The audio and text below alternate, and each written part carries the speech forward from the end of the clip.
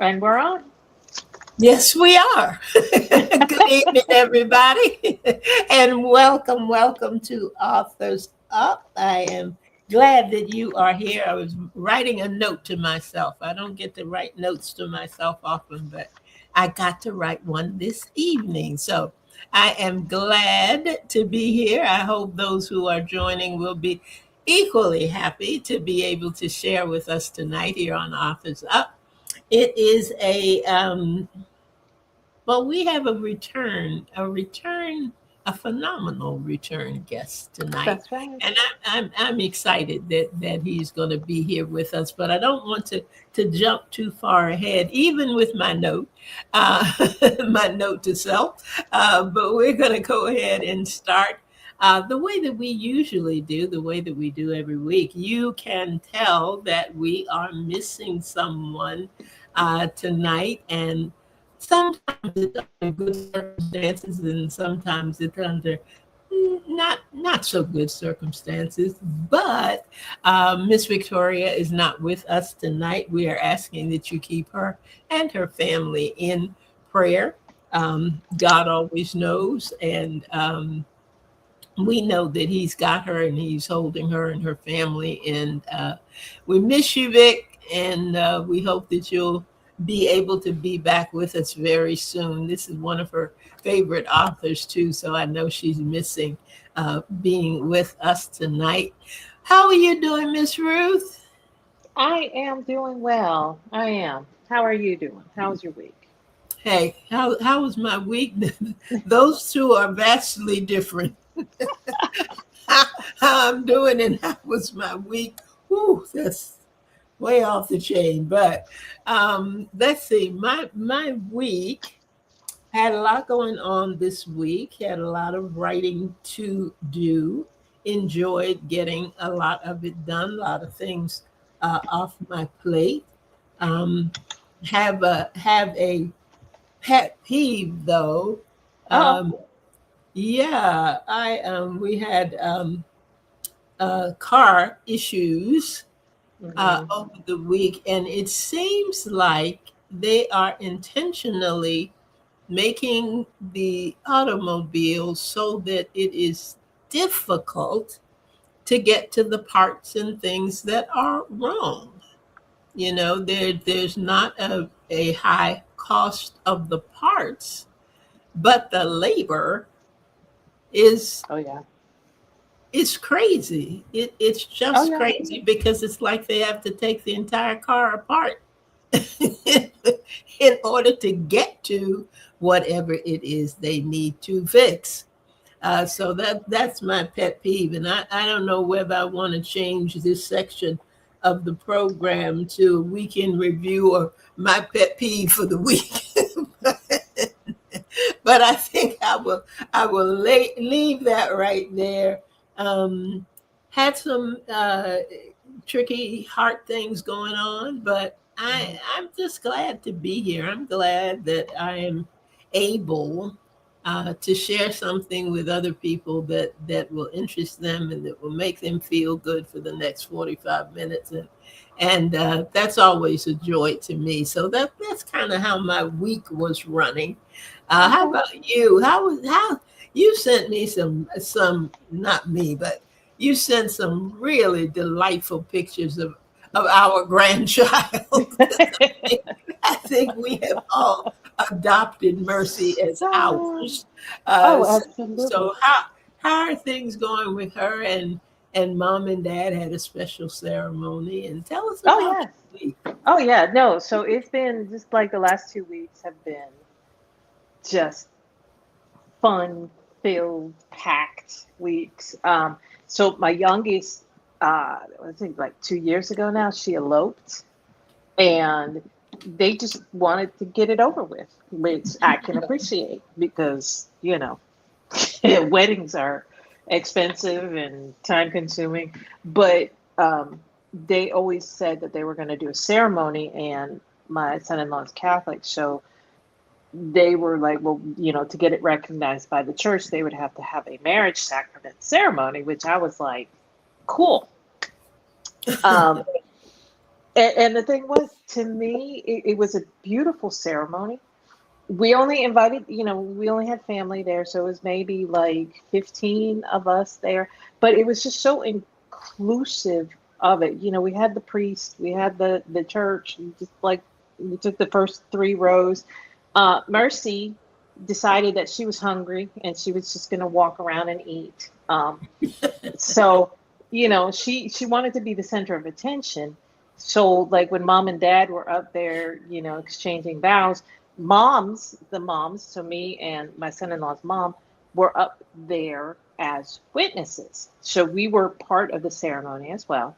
And then Mercy decided that she needed mom and dad, and her great aunt was like, no, we're not. So Mercy's trying to get to the front, she's trying to get her to the back, and we have some great shots of her just looking at us going, what is going on?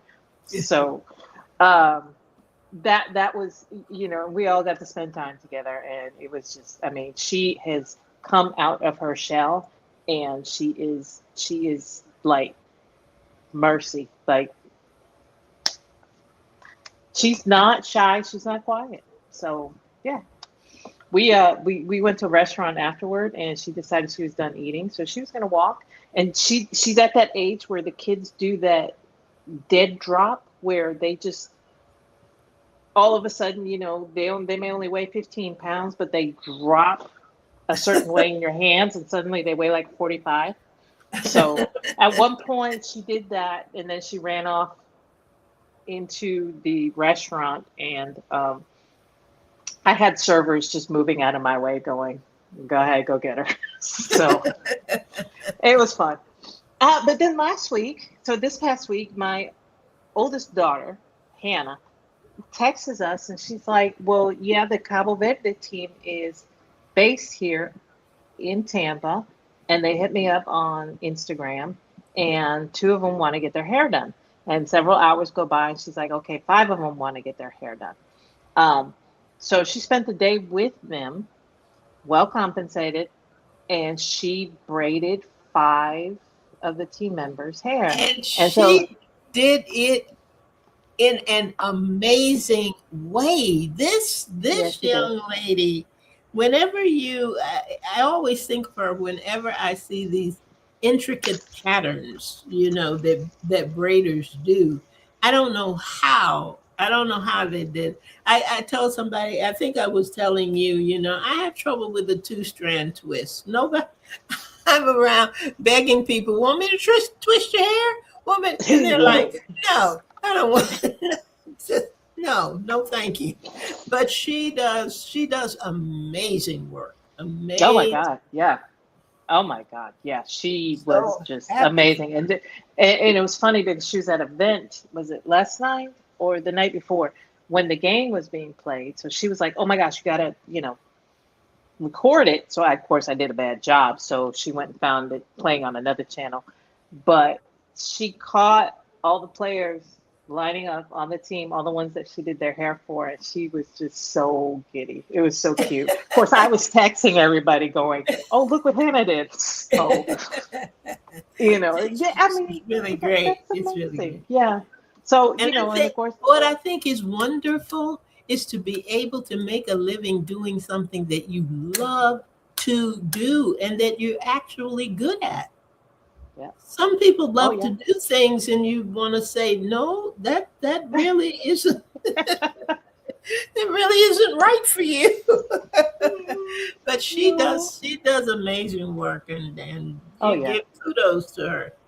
Oh yeah. Oh yeah. So yeah. Yeah. So I think she made new friends, and I think they were even, some of them were even talking about, hey, I want to get my hair done again before the next game. So, and they did move on to the next round. So she may be doing more hair, if because they are, um, again, they're in Tampa, but they're not able to leave the hotel when they're not practicing. So we'll see. We'll see. We'll, You, we will if they see. are, of course, I'll be sending you more photos. So I would appreciate it. I'm living life yes. vicariously through her and Samantha Yep. and the rest of the Griffin clan. Yep. But Yep. we have something special tonight. We have somebody special tonight. He's been with us before, but I still want to tell everybody a little bit about him. His name is Peter Gribble. And Peter is a writer and a lifelong student of history whose work explores the intersections of knowledge, power, and the human condition.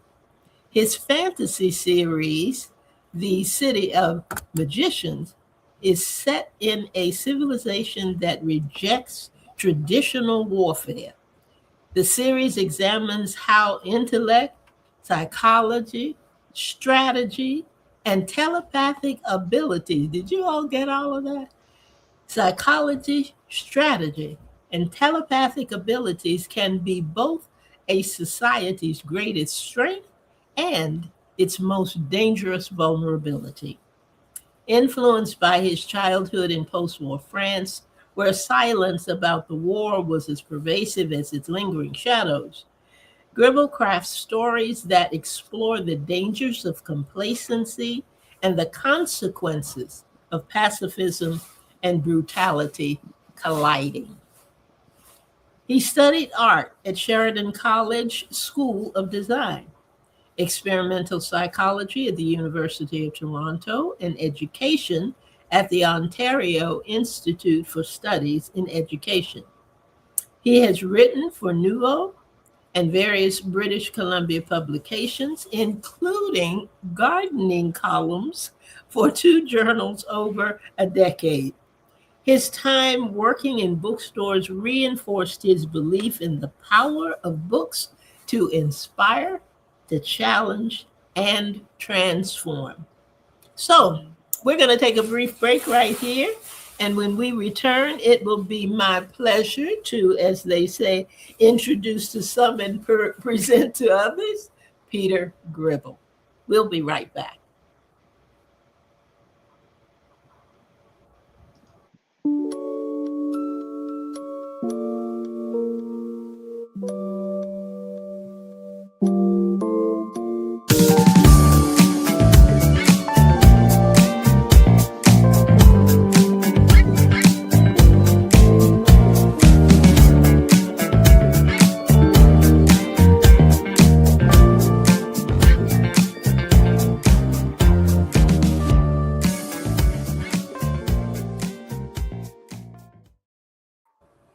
Good evening, good evening, good evening, Peter.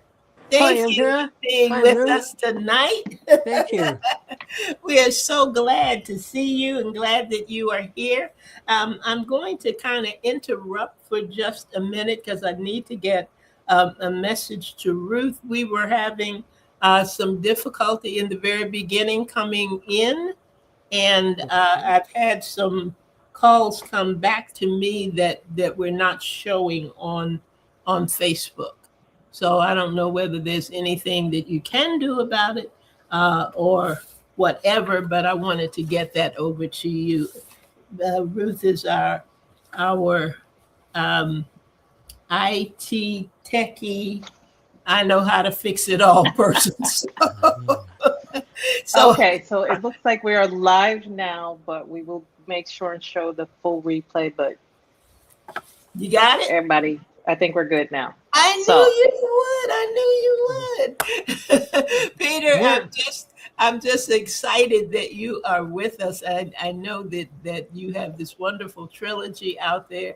You were with us for the very first edition, and we are glad, so glad to have you back to talk about your book, talk about the series, and tell us a little bit more than we knew the last time that you came to visit with us. So I'm going to go ahead and get started, and I'm going to get started in the way that Ruth would.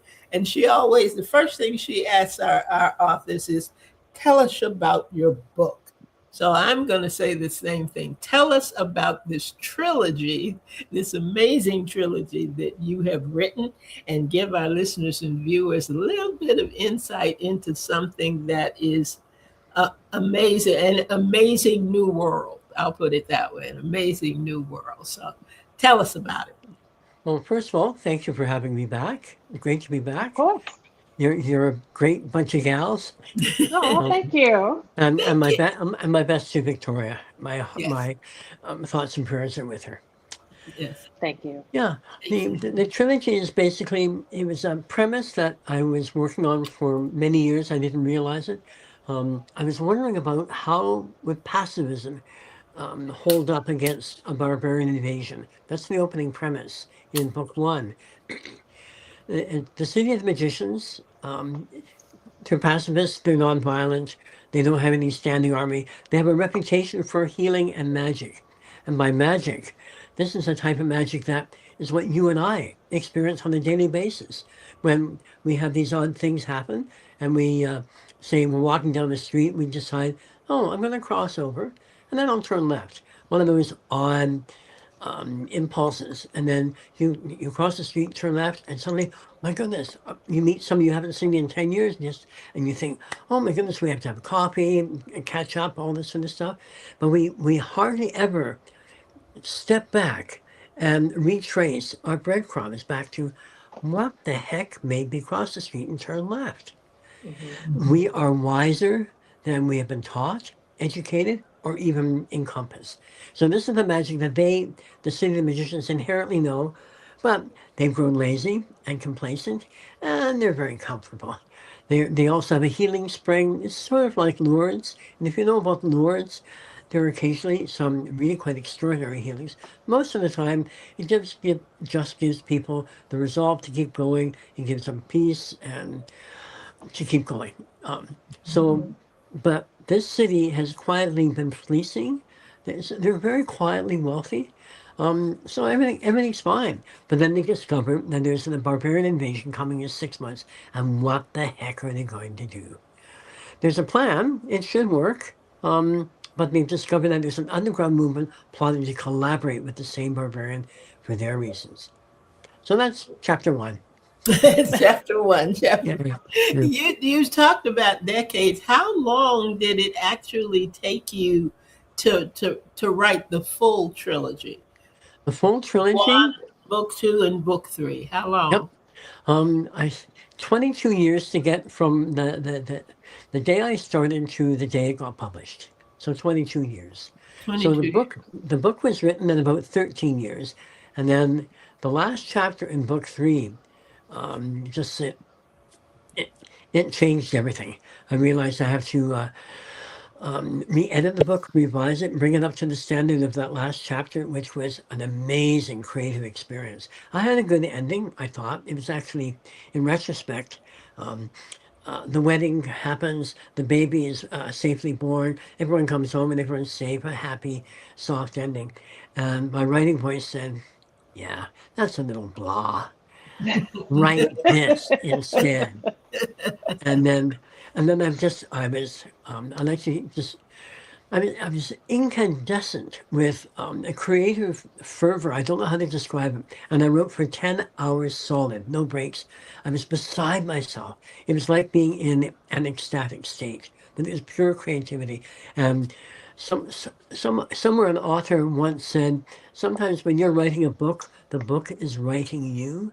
And that was Hmm. sort of the state I was in for that last chapter. But once that chapter was done, I realized, oh my goodness, the rest of the book has to be brought up to the level of that is um, to equal this chapter that's just landed in my lap.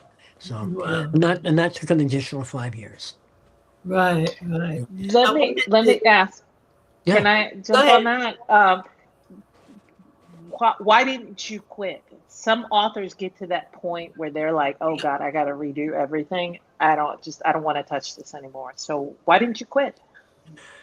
Because that last chapter brought it to life in ways that I'd not basically. It was pretty good to begin with, but that Hmm. last chapter just said, okay, you have you have no choice. You have no choice. Um, Yes. because at that point, I already had established over that 13-year period very good writing habits. Good. And people Okay. just like to describe it as discipline. It's not discipline. It's essential. You know how you get up in the morning, you have a coffee, you have a shower, you hair, makeup, whatever, fix the kids' lunches, send your partner off to work, whatever, and then you write. It's all part of that package. It's not discipline. It's a habit. It's essential. So therefore, it has to be done. So that last 5 years, I already established the fact that I would sit down and write 5 to 8 hours every day without fail. Wow. There are no exceptions. Wow. The Wow. exception, there were a couple of exceptions. My partner was going through a long health decline. He had been a smoker and a drinker, and it had caught up with him. So, Hmm. quintuple bypass, stroke 8 months later, and diabetes, and all this sort of Right. stuff. And basically, it's also part of the same process. You think in sickness and health, rich or poor, one foot in front of the other, what needs to be done. Right. And that included the writing as well. What needs to be done? Mhm. Chapter 4 needs a bit more umph or whatever. Yeah. Good. I wanted Okay. to ask you about the years you spent. 10 years, it said, writing a column for a gardening magazine. Yeah. And Yep. I'm just curious, how did you make this switch from gardening into this magical world that it's got all these complex characters and Uh, stories within stories, and how what made you go in that direction? What made you decide, I'm gonna make a wonderful book? And I think you were sharing with us earlier, you thought it was going to be one book and it ends up being a trilogy. yeah. Tell us about that part of the journey. Okay. Well, writing gardening columns for these two local magazines. It happened simultaneously as I was writing The City of the Magicians. And that was the original title for the book. Initially, I called it The Epic. Um, and then this was in the summer, September of 1998. And my partner Robert was moderating at the Vancouver Writers Festival. He was moderating a panel of 5 mystery writers.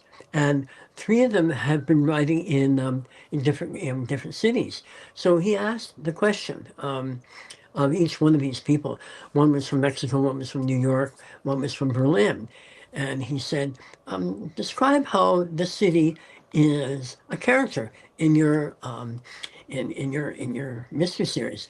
And the answers were probably pretty good, but his question, which I did not know was coming, thought, oh my God, that's the name of the book, The City of the Magicians. So it stopped being the epic, which I knew it was going to be big, but the City of Magicians. And then further on, my poor publisher, when they saw the size of the thing, said, "Oh my goodness, come on! Can you not sort of either edit it further or break it up somehow?" And fascinatingly, it did. I think I mentioned this before.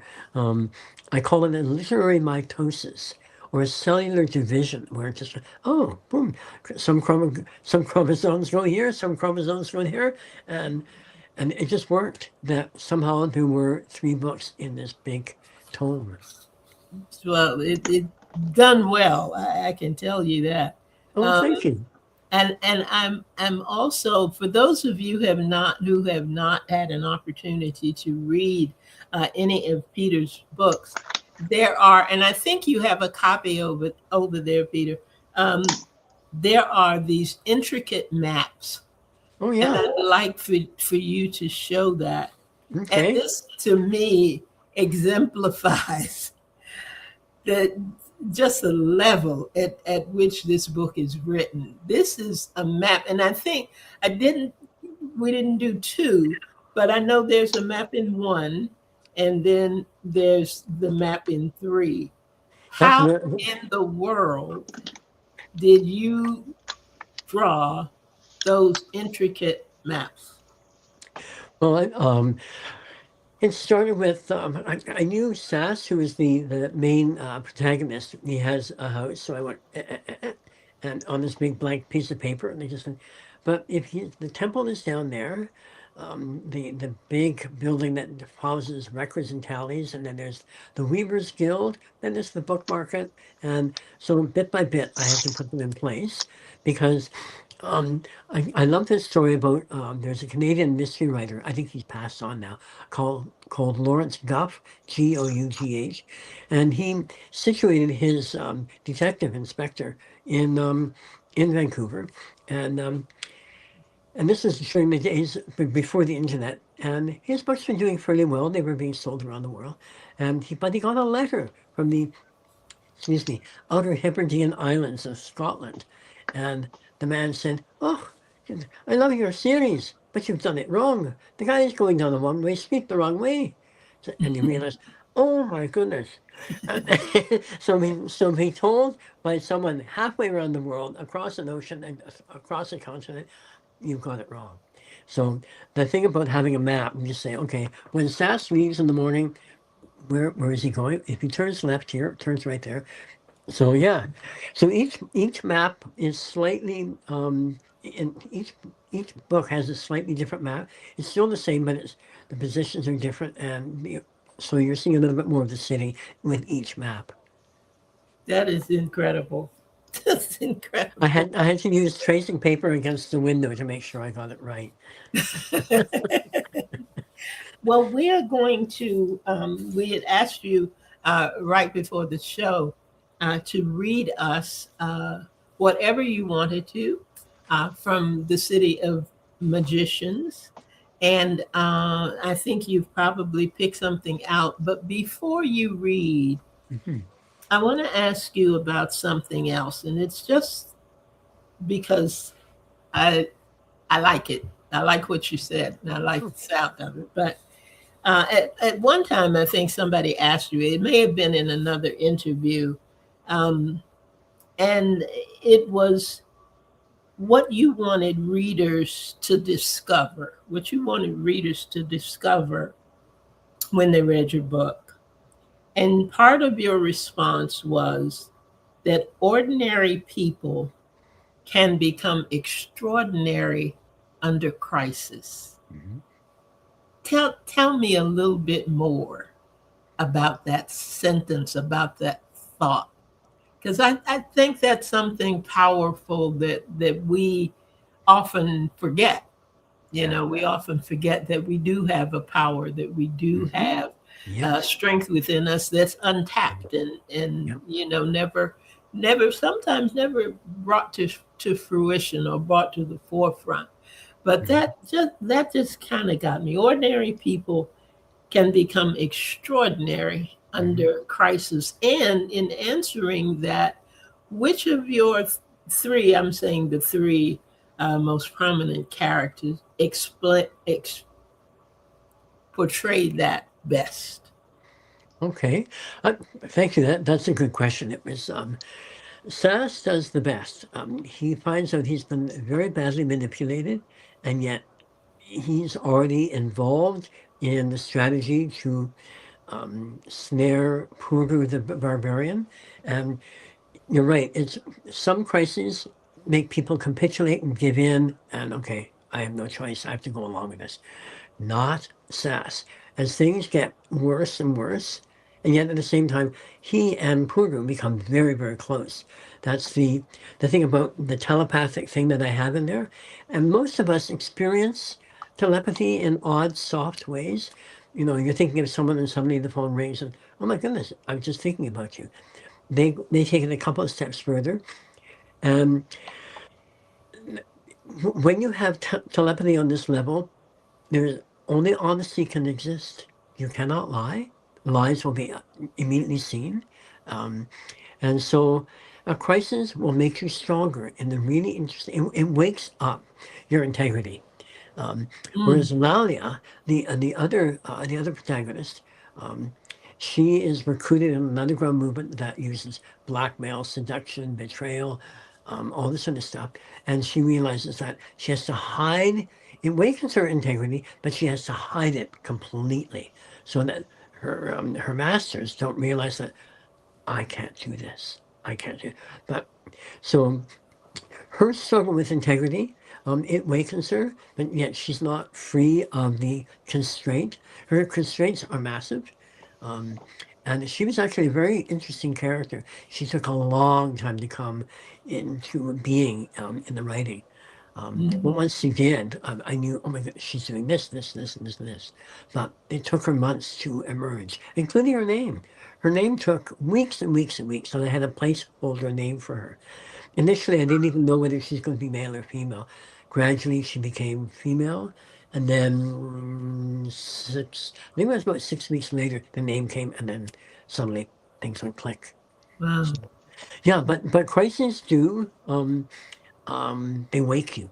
They wake you. They realize this. I can not not capitulate, but I can agree to disagree. But this part, no, don't ask me.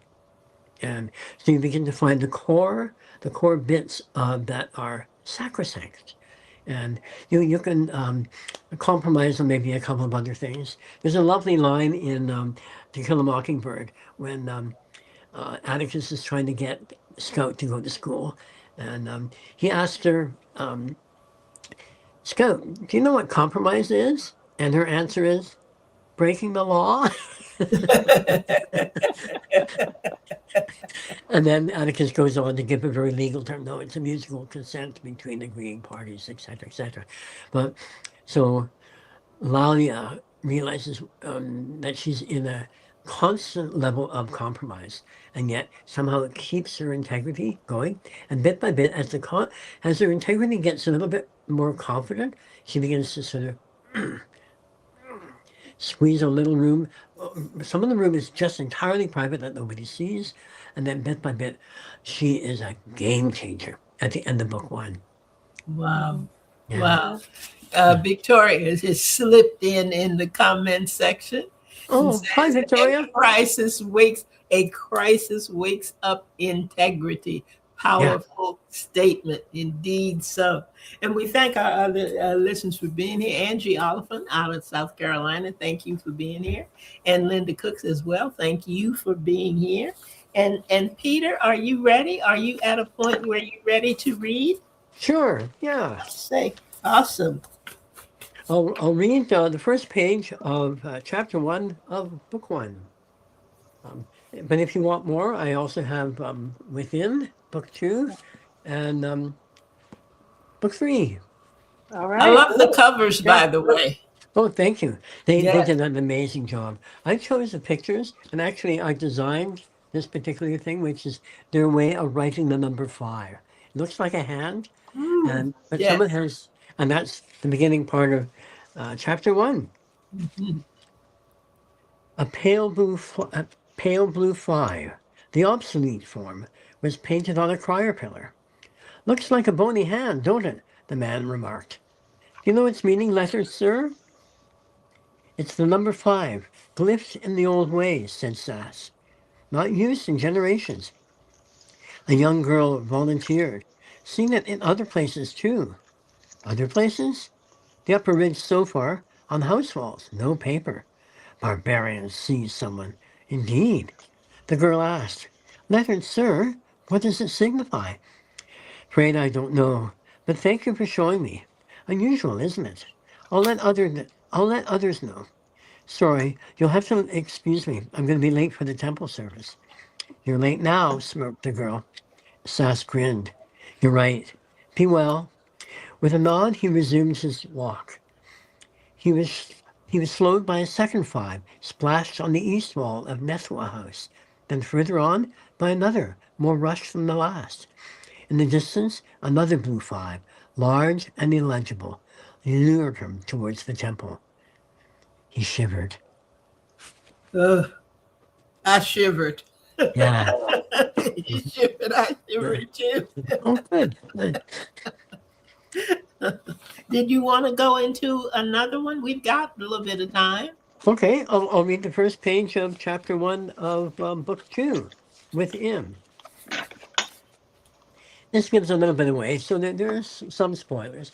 Book 1 is basically all the efforts they are that the head of the council is trying to expose this underground movement, who is basically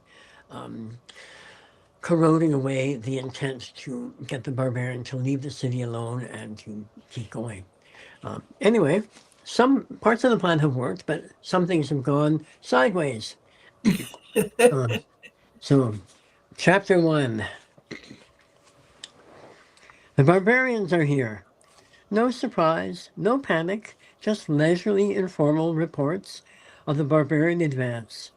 From the tiny, dusty smudge on the horizon, northwestern horizon, to the morning, first sighted by observers on the temple roof, to the stretched procession of innumerable men, and it was presumed horses, throughout the rest of the day. Yes, the barbarians had arrived, but impending threat was rendered negligible due to the flood. The river Mezek had risen the day before, swelling into an expansive lake, transferring the city mountain into an inaccessible island. Exquisite timing, and the glorious view from the temple ridge's wall had a giddy superiority for those savoring the sight of the barbarians stymied at the Mezek's new northwestern shore. Morning euphoria subsided into languid nonchalance. The majority of citizens did not care to join those on the temple ridge, too crowded, and went ahead about their day as usual. There was not much to do. The Bureautica, the city's administrative body, was quiet, the last pilgrims having fled days earlier, and the premature spring fasting was in effect due to the invasion. As light faded on the first day, little cooking fires dotting the plain lent an almost cheery, even inviting aspect to the encampment. Almost, but not quite. Peter, I enjoy listening to you read. I'm so glad that we have kind of switched things over a little bit to give our authors an opportunity to read. You have a wonderful way of storytelling. Well, thank you. Not Thank just you. through the written word, but the spoken word as well. I always enjoy listening to you. And Miss Ruth, what you got on tap? Okay. All right, Peter, I want to talk about the world building because it is very, I use the word complex, but it is just, I mean, literally, there's no way other to imagine but that it is a real world. Because, you know, I will say one of my favorite shows to watch was, what's it called? Now I don't remember. Unearthed. Unearthed, because, you know, you learn so much about it. People, you know, they find these, they excavate these temples and stuff, but it takes an archaeologist and someone in that field to go, okay, but where were the people? Where were the farms? Where was the water? Where was all of this that made life possible in this area? And you're not just, you know, you didn't just create a temple. You didn't just create a language. You created a whole world. Thank you. You know, Yeah. so my question is, you know, and I definitely I want you to talk about that, but you know, you obviously you created this going in, you had the story set. I believe you have several more books.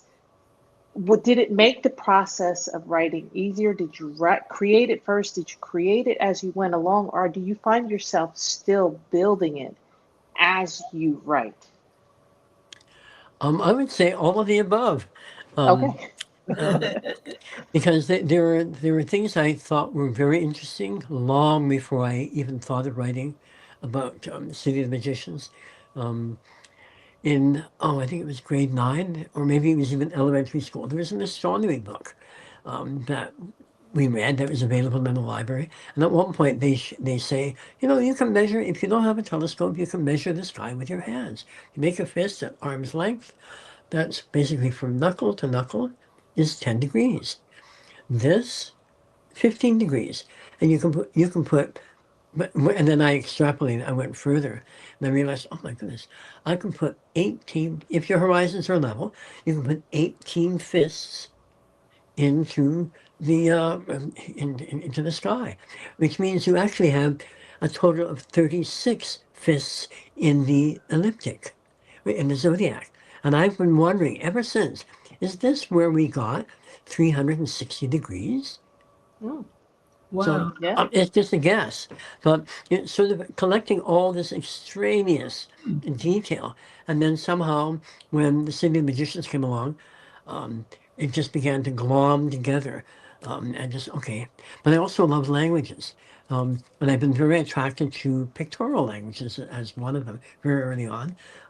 Everything from Chinese to Mayan, ancient Egyptian, and even sign language. Sign language is also very pictorial in its way. Hmm. But the Hmm. curious thing about all four, they start shorthanding it, and they basically start using shortcuts. Oh, this is the sign that means this, or this is the little radical that relates everything to do with cloth, or to food, or how food is cut up.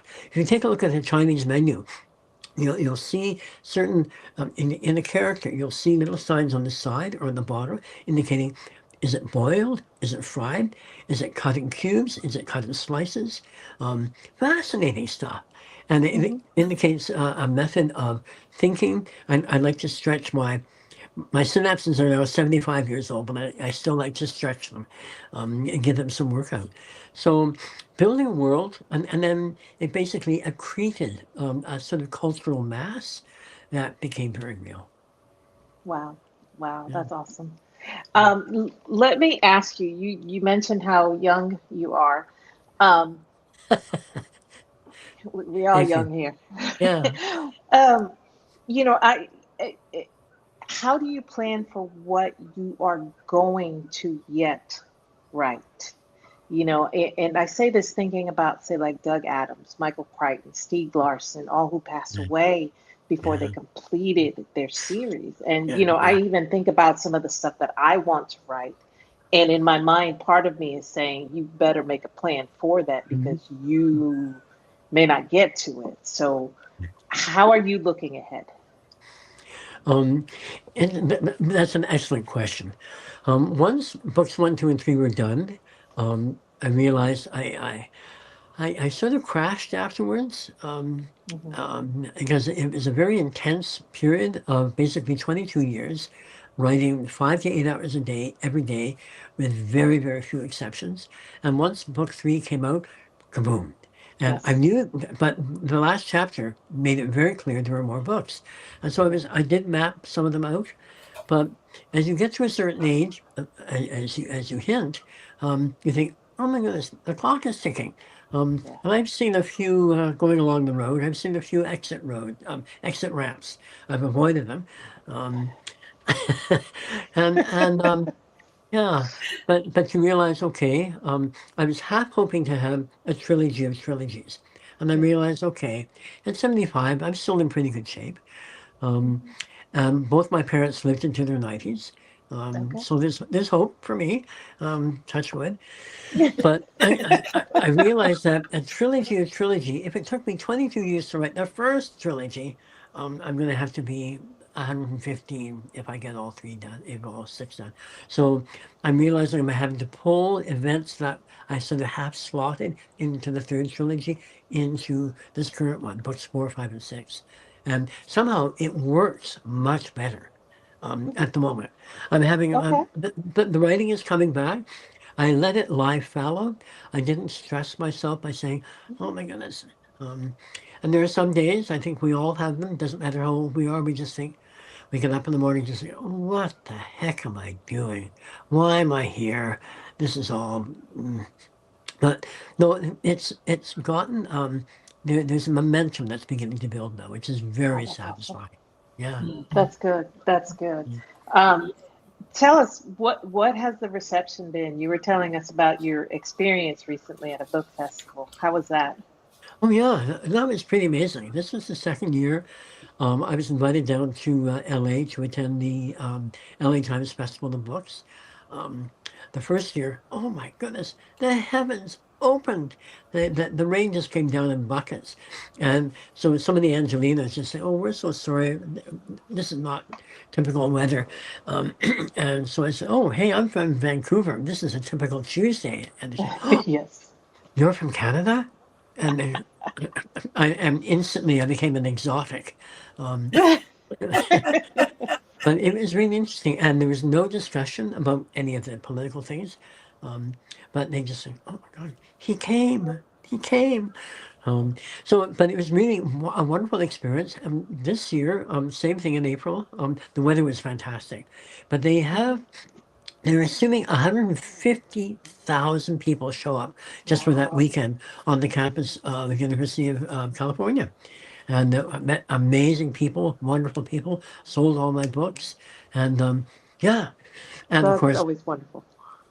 bought far too many books. I know I know my addiction. So yeah, Well, yeah. like they say on the internet, it could be drugs. So, you know Oh what? yeah, Books are yeah. fine. Right, Books are fine. yeah, So, exactly. But carrying them on the plane, oh my goodness. oh my God. Yeah. Yeah, No, yeah. yeah, we had to. I went to London with my daughter earlier this year, and we hit so many bookstores. Oh my gosh. Between the two of us, I think we had like 30 books that we were taking back. We had Wow. to, like, one suitcase alone was just nothing but books. So, And yeah, and that's always the and tough part is getting it back. and that Tetris form of getting them all squeezed into that tiny, tiny Hmm. little space. You should have brought Hmm. two suitcases, right? Yeah, yeah, Yeah, should have. So, yeah. Yeah. so Peter, what would you say to an author? Say, like, to me, I have an idea because I want to write my own epic. Now, Right? I have spent the last, I would say, 2 years thinking about it. Now, I do have a notebook that I scratch ideas about. I Good. have like a basic outline. Yeah. See? Good. I have a basic outline in my head, but I know that I'm going to have to do a lot more world building, a lot more putting together of the story before I even sit down to write. So, to all of those out there who are going, I want to write an epic. I want to do what you did, not write your book, but I want to write my own epic.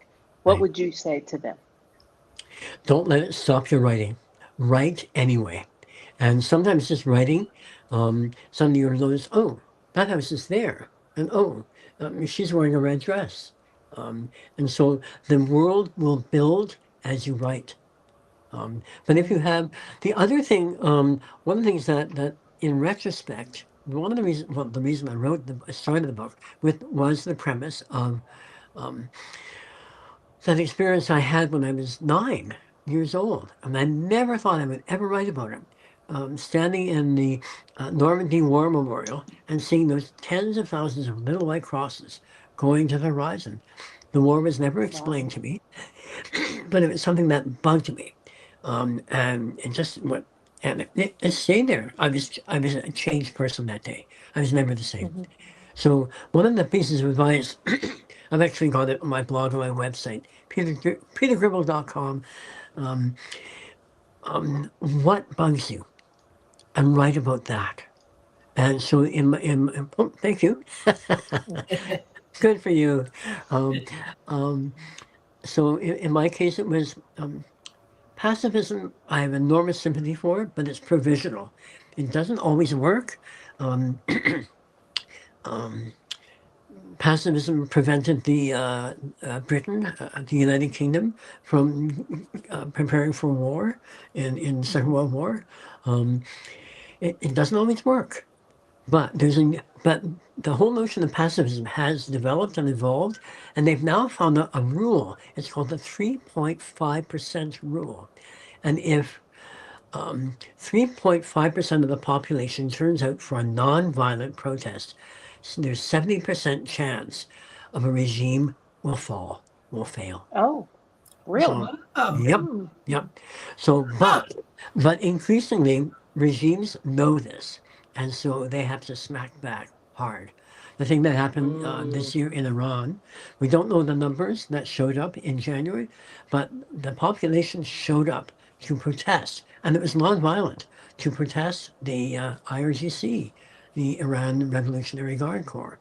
And Wow. they came down like a ton of bricks, and they think roughly easily 30,000 people were massacred. And Wow. so, Wow. so timing is everything. So if you take a look at the Czech Republic, they were under this communist regime for since I think 48, I think it was, and it took them a good 40 plus years, and they had this very interesting revolution. It was called the Velvet Revolution, and eventually people just showed up and showed up and showed up. 10 days in, I think it was 89, and by the end of the 10 days, the regime had collapsed and resigned. Wow. Wow. Yep. So it Wow. does work. But timing is everything, patience is everything, and numbers are everything. Um, Yes. so this is one of the things, so this is one of the premises. When you're writing an epic, what bugs you? And what Oh. and so so in my case it was pacifism, and Hmm. what are its so that's why within chapter one you find out, yeah, they have these principles, and yet there are people who are going to go around them and just say, oh, but we want this, and just, Uh-huh. oh, come on, so the exploration started in chapter one. Yeah, that's awesome. Yeah. Awesome. All so right. so Ruth, what bugs you? Go. You know what? And I will have to say that, my epic, I mentioned it earlier. What bugs me is that women are not treated as equals. Hmm. Right, right. That is what bugs me. Now, I don't want to get preachy, but I do want to make that the forefront of that I want to make that the I want to weave that into the epic. So Okay. that is what bugs me. Okay. I had a couple of other things that bugged me as well, and I thought, instead of um, this being a radical platform, just say, oh, it's not an issue. Men and Mm, women are equal. So big deal. mm, So, and in the case as well, that the council is recognizing they're making a few missteps. I think on the back of book two it says, the barbarian knows. Yeah, there are two factions. One's going after my heart. The other one is going after my ambitions. Clear the decks. This is what I want. But going after his heart, they thought, oh, a handsome man needs a beautiful woman, and then they realized, oh, uh, no, he needs a young man to, and so, but for them, gay, straight, the words don't even exist. It's mhm. who your companions are, where your heart is, and if your body is behind your desires, piece of cake. It's not worth. There's no politics about it. So I don't know whether you would like to include that in your epic. That, oh, men and women are equal. What is your problem? Yeah, I've got an idea how I want to do that, but to Okay. me, everything that you've said is just, it is about patience, it is about timing, Hmm. and it definitely is about, understanding um, what makes you upset. Yeah. I mean, that's Yeah. the reason we write. So, Yep. yeah. Absolutely. Yep. Peter, thank you so much for being with us. Oh, Victoria's not here, so I'm going to say what we normally say and get the Get the book. book. In get the this book. case, get the The books. books. Okay. Yes. It's a bit of a. There you Get go. the book. Oh, I I love have it. to, yeah. You Go ahead. have to Yeah. you have to bench press your books, right? Yeah. So get the books, get the books, get the books. So And again, my very best to Victoria. I hope all is Yes. well. She's Yeah. been thank you. peeping Thank in. you. Yeah. Andrea, I'm going to let you take this part because you are better at it than I am. Oh, don't even start. Yes. Don't even try. Don't even try. But I will say this: if there is anything that you want to share with authors up, any books that you would like to recommend, any authors that you would like to recommend, any stories that you would like to see us replay or retell, we are at authorsup.com, and you can Authors Up Show. show. See, Yes, I Authors told you. Up Show. I knew I was going to miss something. AuthorsUpShow.com. There you go. That's it. That's it. Be sure to contact us there. We will be there and we will respond quickly. I tell you that. Yes. Peter, I am just like Ruth and Victoria. Thank you so, so much for being with us again. I just enjoy you every time that you come, and you always share some unexpected information, and you always have us sitting in the corner going, wow. I never thought thank you. of that. So thank you again for being here. And as you continue this journey and this fantasy journey in these worlds and everything, please, please, please keep us in the loop so that we can be a part of it in some way. And that way is going to be by getting the book. We're gonna support this. This is really good. Thank you so much for having me. Oh, absolutely. Always a treat. That was a treat having you. Well, that is it for us for tonight, everybody. You know what we always say at the end of the show. You never, ever, ever know what's going to happen when you tune in to Authors Up. So we ask that you have an absolutely amazing week and come back next Sunday at 7 p.m. We've got something for you. And just have a great time. Live life to the fullest. Enjoy yourself. And enjoy your reading and writing journey. That's it for us for tonight. See you next week. Peter, take care. Okay, you too. Bye. Happy reading. Yes.